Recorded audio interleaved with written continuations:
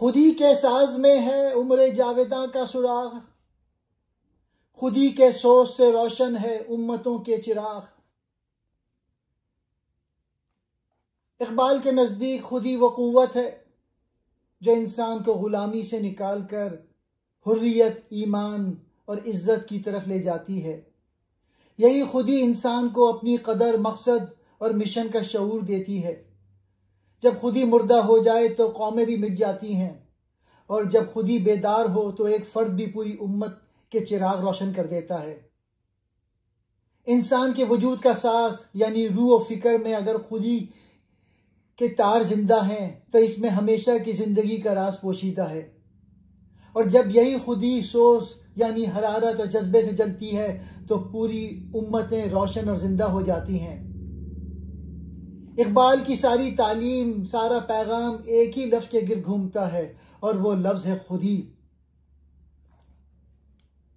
इकबाल कहते हैं जब ये खुदी बेदार होती है तो वह एक रूमी को आरिफ बनाती है, एक शम्स तबरेज को आतिश इश्क और एक मोहम्मद अरबी सल्लल्लाहु अलैहि वसल्लम को रहमतुल आलमीन बना देती है।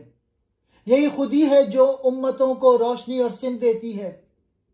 जब खुदी का सोच यानी जज्बा, ईमान और इखलास दिलों में जलता है तो कौमें अंधेरों से निकलकर नूर अमल से मुनव्वर होती हैं। लेकिन जब खुदी बुझ जाती है तो इंसान जिंदा होते हुए भी मुर्दा हो जाता है, कौमें मौजूद होते हुए भी गैर मौसर हो जाती हैं। ऐ मुस्लिम, अपनी खुदी को पहचान, इसी में तेरे वजूद की हकीकत है, इसी में तेरी जावेदानी है और इसी से तेरी उम्मत के चिराग जलेंगे। जब अपनी खुदी को पहचान लेता है वो ज़माने का ग़ुलाम नहीं रहता, बल्कि ज़माना उसके कदमों का पाबंद बन जाता है। लफ्ज़ी मायने, खुदी का साज इंसान की बातनी क़ुव्वत, उसकी शख्सियत और शऊर ज़ात। उम्र जावेदा, हमेशा रहने वाली ज़िंदगी, अबदी ज़िंदगी। खुदी का सोच, खुदी का जोश, जज्बा, हरारत ईमान। उम्मतों के चिराग, कौमों की रोशनी, बेदारी और तरक्की।